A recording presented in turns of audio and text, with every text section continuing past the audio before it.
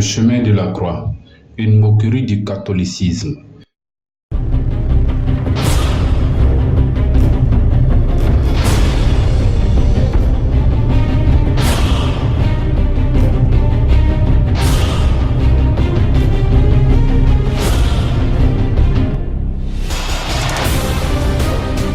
Matthieu chapitre 12, verset 36. Je vous le dis, au jour du jugement, les hommes rendront compte de toute parole vaine qu'ils auront proférée. Aujourd'hui, partout dans le monde, des hommes et des femmes, soi-disant chrétiens et chrétiennes, imitent la mort honteuse et humiliante infligée à notre Seigneur Jésus-Christ par leurs religieux de son époque. Beaucoup de blagues ont d'ailleurs été inventées pour exposer de façon cocasse la douleur du Seigneur. D'aucuns disent ainsi que Judas aurait refusé de percevoir les 30 pièces d'argent sous prétexte que les temps sont très durs. D'autres se promettent d'infliger un sévère châtiment corporel à celui qui jouera le rôle de Jésus parce que lui aurait piqué sa copine. Dans un cas comme dans l'autre, on blague, on rit et on se délecte.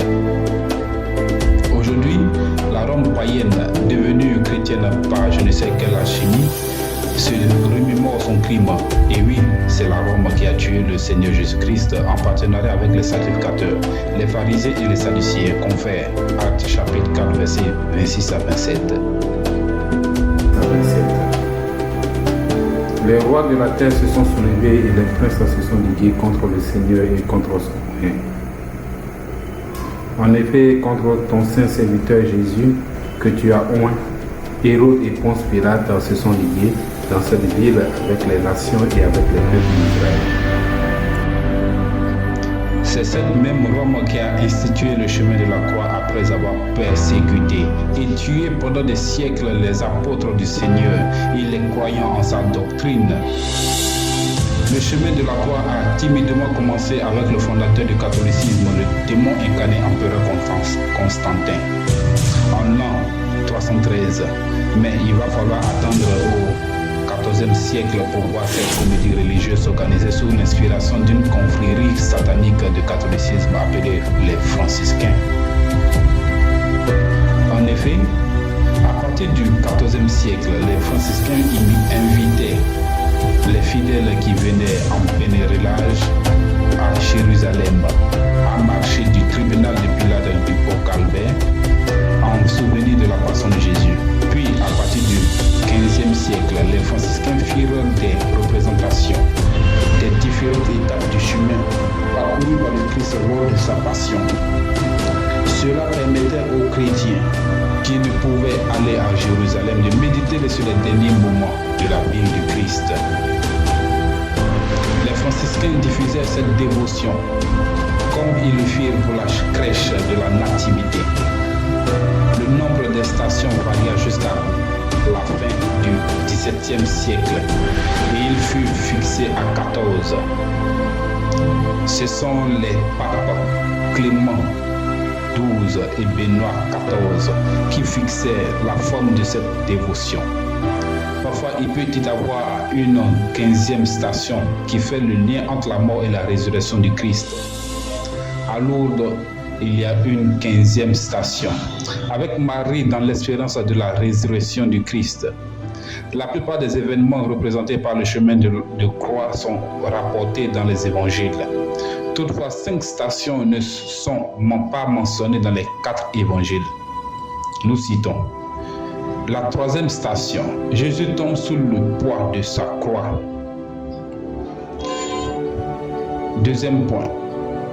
La 4e station, Jésus rencontre sa mère. 3e point. La 6e station, Véronique essuie le visage de Jésus. 4e point. La 7e station, Jésus tombe pour la 2e fois. 5e point. La 9e station, Jésus tombe pour la 3e fois. Paradoxalement, ces 5 stations correspondent à des événements rapportés dans des évangiles apocryphes, c'est-à-dire non reconnus officiellement par la religion catholique elle-même. Pourquoi le catholicisme va-t-il puiser dans la poubelle des évangiles apocryphes des scènes mensongères pour constituer un parcours non biblique. Si le chemin de la croix devait faire partie de l'adoration du Seigneur, pourquoi c'est 1300 ans après sa mort qu'il est institué sans aucun fondement biblique? Pourquoi ni les apôtres, ni les premiers chrétiens ne l'ont pratiqué? Lisons 1 Corinthiens chapitre 11 verset 1. Que vous vous souvenez de moi à tous égards, et de ce que vous retenez des instructions telles que je vous les ai données. Philippiens chapitre 3 verset 17. Suivez tous mon exemple, frères, et observez comment se conduisent ceux qui vivent selon le modèle que vous trouvez en nous. Verset 17. Galates chapitre 1 verset 6 à 9. 2 Jean chapitre 1 verset 9 à 11.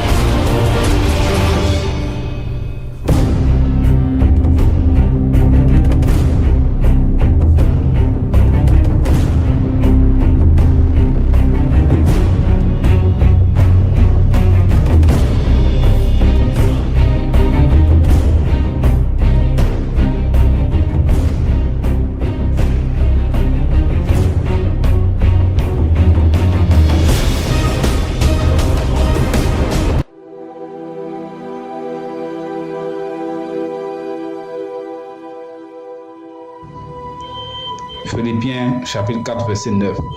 Ce que vous avez appris et reçu de moi, ce que vous m'avez entendu dire et vu et faire, mettez-le en pratique. Alors le Dieu qui donne la paix sera avec vous.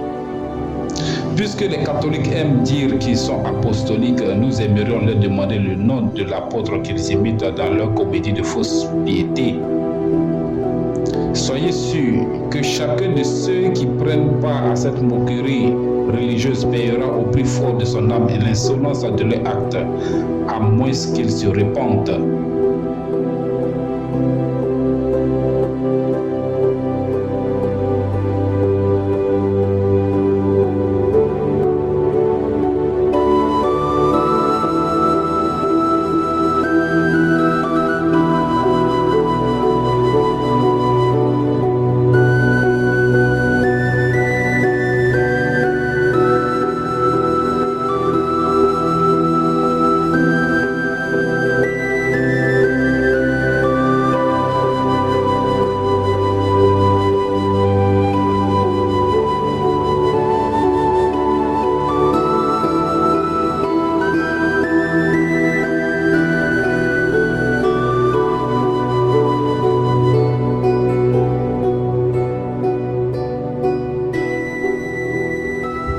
Apocalypse chapitre 18 verset 4. 2 Corinthiens chapitre 6 verset 17 à 18.